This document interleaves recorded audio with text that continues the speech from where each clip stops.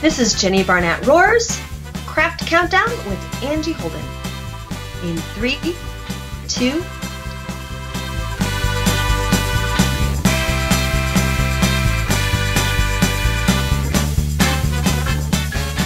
Hey crafty friends, this is Jenny Barnett Roars of CraftTestimonies.com, and today we are having a craft countdown with Angie Holden. Hey Angie! Hey, how are you today? I am great. Thank you so much for joining us. For those of you who don't know Angie, she is the mastermind behind the Country Chic Cottage, and also, is it Crafts with Jars? Am I saying that right?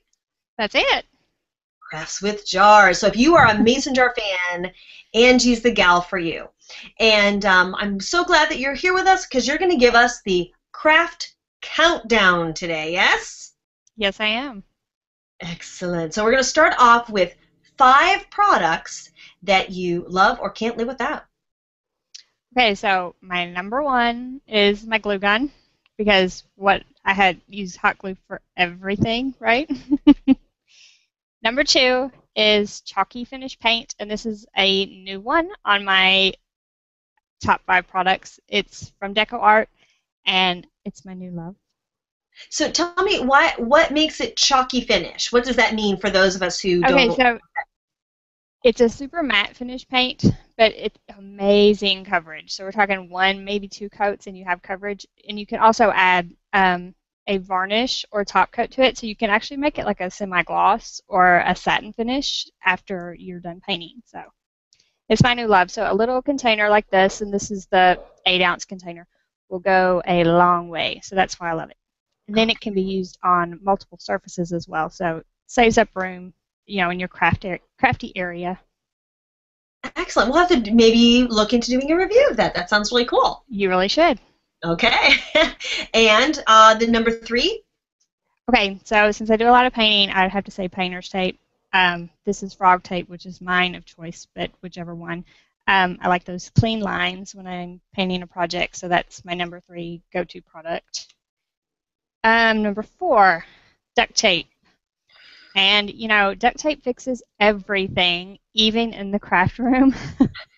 Comes in tons of different patterns and colors. This is a glitter version. This is a pattern version. So I use it for projects as well as, you know, to hold things together sometimes when I'm working on them. And last but not least is a handy-dandy craft knife. And I probably use it for things, to cut things I shouldn't, but it works every time. Excellent. And do you have a particular brand of craft knife that you like, or just as long as it's sharp? I'd say as long as it's sharp. I'm not dedicated to any. Excellent. Okay. Well, those are certainly some products I love too. So let's move on to number 4. I want to know 4 places that you gather crafty inspiration. So my number 1 is Pinterest. You know, and I'm sure everyone would say that around the world if you asked them that question today, right? So that's got to be my number 1. Number 2 is actually other blogs. I love to visit other blogs, gather inspiration about what they're doing, and let that inspire my work, whether, you know, it's a spin on what they do or just it gives me inspiration and ideas, and sort of even the bloggers that push outside of the box, I like to follow them and gather inspiration for what I'm doing. And so then my number 3 would be home decor catalogs. I like to do knockoffs. I love going to Pottery Barn and seeing something for $300 and making it for $10. That's my prime source of inspiration there for my home and home decor. And then I would say last is magazines, home decor magazines, that type of thing would definitely be number 4. Excellent. Well, those are all, I think, places I would go as well. I think your tip about like looking through some of the catalogs and instead of buying expensive, getting that inspiration, then translating it your own way to make it for less is just absolutely brilliant. Yeah, that's one of my favorite projects, and I call it a knockoff. But just gathering inspiration from what they're doing and putting my own spin on it, or trying to make a direct copy. Love it. So I think for number 3, the question that you were interested in answering was 3 types of crafting that you do or like to do the best. Yes, and so most of my crafts tend to be home decor. I started my blog 4+ years ago, and my intention was I had a New Year's resolution to spruce up my home, and the blog was to keep me on track with that resolution. So Okay. my crafts tend to go that direction a lot and tend to end up in my home, actually. So that's my number one. And number two, I have 3 kids. They're 9, 14, and one is 20 today. Oh my goodness. Oh, happy birthday!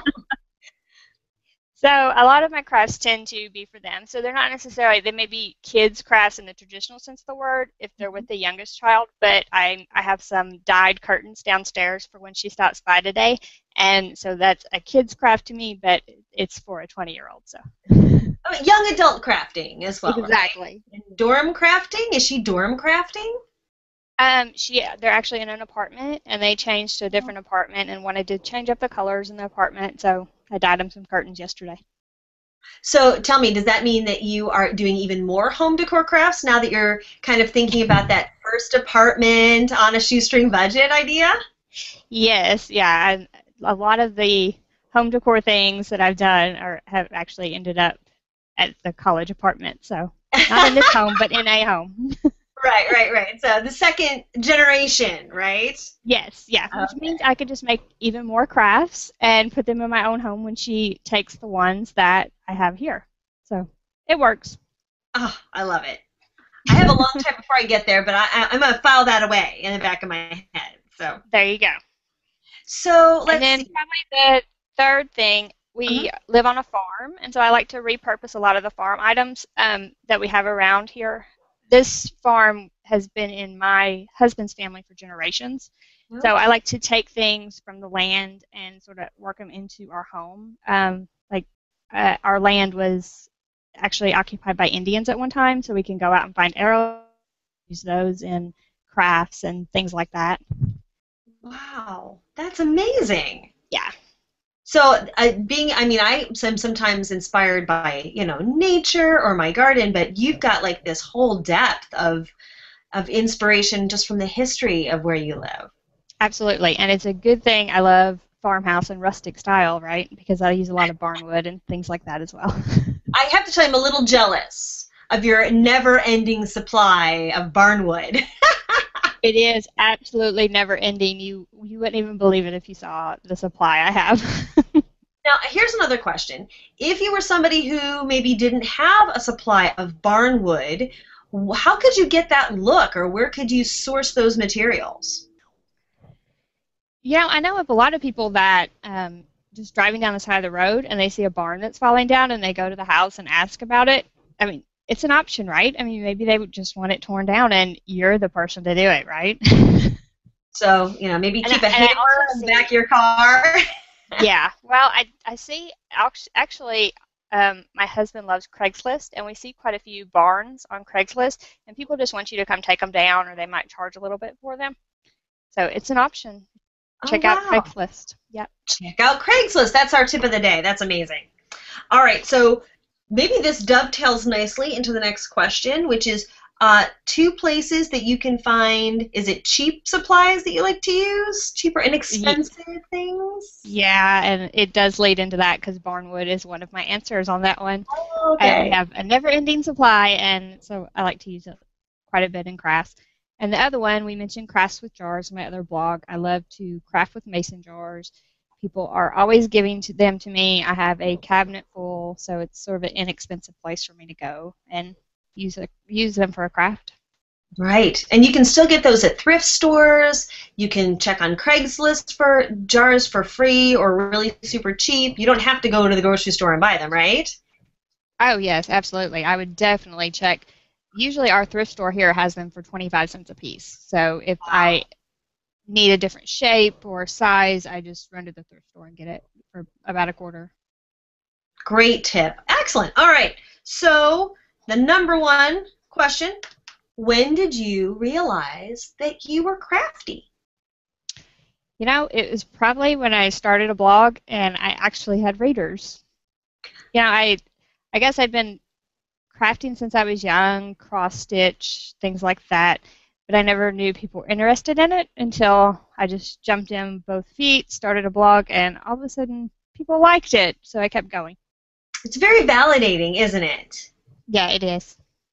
So, little birdie told me that you have some other big news that is also very validating. Would you like to share? I do. So, let's see, the third week in August, I will be traveling to Better Homes and Gardens to kick off a year-long event with them, basically on my blog, and I will be blogging every other month about products with Better Homes and Gardens and using them in my home, and I'm very excited, and I get to tour the headquarters next week and hang out with them, and we'll see.